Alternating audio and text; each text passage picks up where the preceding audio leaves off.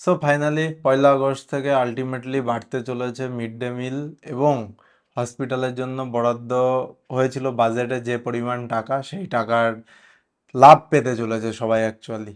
কেমনভাবে? আগে হসপিটালে পার হেড রুগীদের 56 টাকা 64 পয়সা করে দেওয়া হতো ডেলি খাওয়া দাওয়া বাবদ, সেটাকে বাড়িয়ে 110 টাকা করা হয়েছে, মানে 43 টাকা 36 পয়সা ওখানে বেড়ে গেল। সেটা অনেক টাকা বাড়লো, প্রায় 80%-এর কাছাকাছি এই টাকাটা বাড়ানো হয়েছে এখানে। আশা করা যায় এই টাকা সঠিকভাবে ব্যয় হবে এবং হসপিটালে রোগীরা ওই পাতলা ডাল আর ভাত ছাড়াও বাকি জিনিসপত্র পাবে। প্রোটিন জাতীয় জিনিস, মানে নিউট্রিশিয়ান ভ্যালু যার বেশি আছে সেই জাতীয় জিনিস অবশ্যই দেওয়া হবে। এখান থেকে কোনো কাটমানি খাওয়া হবে না, অথবা এই টাকা নয়ছয় হবে না, সেটা আমরা ধরেই নিতে পারি। বিজেপি গভর্নমেন্টের কাছে অ্যাটলিস্ট এইটুকু আশা রাখতে পারি যে সরকারি টাকা সাধারণ মানুষের জন্যই ব্যয় হবে। এই আশা রেখে আমরা মিড ডে মিলের দিকে এগোতে পারি। এবং এর সাথে একটা জিনিস আরও বলে রাখা ভালো, কারণ বড় বড় বিল্ডিং, প্রচুর লোকজন, আয়োজন বিভিন্ন হসপিটালে তৈরি, কিন্তু তার সাথে হসপিটালের ভেতরের ইনফ্রাস্ট্রাকচার এবং ডাক্তারের সংখ্যা বাড়ানোর অবশ্যই দরকার, এবং তার সাথে এই সব ম্যানেজমেন্টের নতুন লোক দরকার, কারণ পুরনো যারা ছিল বিজেপি নেতাদের এবং বিজেপির মত অনুযায়ী তারা সবাই কারাপ্টেড বলা যায়। তো এই কারাপ্টেড লোকরা 2 মাসে শুধরে যে একদম 110 টাকাই পাবলিকের পেছনে খরচা করবে এমনটা হতেই পারে না। সেই জন্য নতুন লোক দরকার, দেখাশুনো করার জন্য আরও ভালো অফিসার দরকার, যারা এই টাকা সঠিক জায়গায় ব্যয় হচ্ছে কি হচ্ছে না সেটা দেখতে পায়। 2 নম্বর যেটা শুভেন্দু অধিকারীর বড় ঘোষণা, mid day meal. Mid day মিলে আগে যেখানে 6 টাকা 78 পয়সা পার হেড পার বাচ্চা পেত খাওয়ার জন্য, চাল ছাড়া, রান্নার জ্বালানি ছাড়া, সেখানে দাঁড়িয়ে এবার সেটাকে 10 টাকা করা হলো, মানে সেখানেও 3 টাকা 22 পয়সা বাড়ানো হলো, যেটা মোটামুটি 45-50%-এর কাছাকাছি। মানে এটাও একটা বিশাল বাড়ানো বলা যেতে পারে, কারণ একবারে 45%, দেখতে মনে হচ্ছে 3 টাকা 22 পয়সা, কিন্তু পার্সেন্টেজ হিসাবে একবারে 45% বাড়ানো, এটা বিশাল ব্যাপার। এবং এটাও 1 আগস্ট থেকে চালু হবে। এর জন্য যেটা বলা যায় যে কলকাতায় তো ইসকনকে দায়িত্ব দেওয়া হচ্ছে, কিন্তু কলকাতা ছাড়াও পুরো অল ওভার ওয়েস্ট বেঙ্গলে প্রচুর স্কুল আছে, 90 থেকে 94 হাজার রানিং, সেখানে প্রায় 51,61,হাজার স্টুডেন্ট, এরা পিএম পোষণের মাধ্যমে দুপুরবেলায় যে মিড ডে মিল সার্ভিস পাচ্ছে, এই খাওয়া দাওয়া পাওয়া যাচ্ছে। এখানেও 10 টাকা ব্যয় করা হচ্ছে, মানে সঠিক পুষ্টিজাত খাদ্যবস্তু যেন পায় এরা, সেই বিষয়েও ধ্যান রাখা হয় এবং সেটা কাম্য। এবং আশা করা যায় স্কুল থেকে নতুন যে কমিটি হবে তারাও ভালোভাবে খেয়াল রাখবে যে এই টাকা মারিং না হয়ে যায়।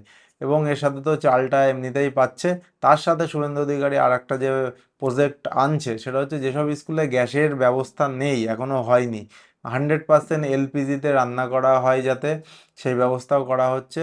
তার জন্য যেসব জায়গায়, যেসব স্কুলে এলপিজি নেই সেখানে 3,000 টাকা করে ওয়ান টাইম স্যাংশন করা হবে, এবং এর জন্য ব্যয় হবে প্রায় 2.5 কোটি টাকা বছরে ব্যয় হবে অতিরিক্ত।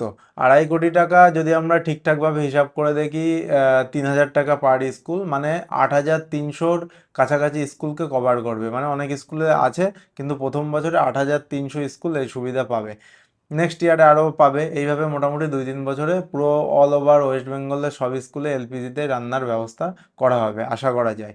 এবার যেটা তৃতীয় ঘোষণা, এই যারা রাঁধুনি রান্না করছেন, এর সাথে প্রায় 2,24,000 লোক জড়িত আছে রাঁধুনি, এদের ভাতা আগে যেটা 2,000 টাকা ছিল সেটা 3,000 টাকা করা হচ্ছে, মানে এখানেও 224 কোটি টাকা অতিরিক্ত ব্যয় করা হচ্ছে। তো অন অ্যান অ্যাভারেজ যদি দেখা যায় 93,000 স্কুল এবং 2,24,00,000 লোক রান্না করছে।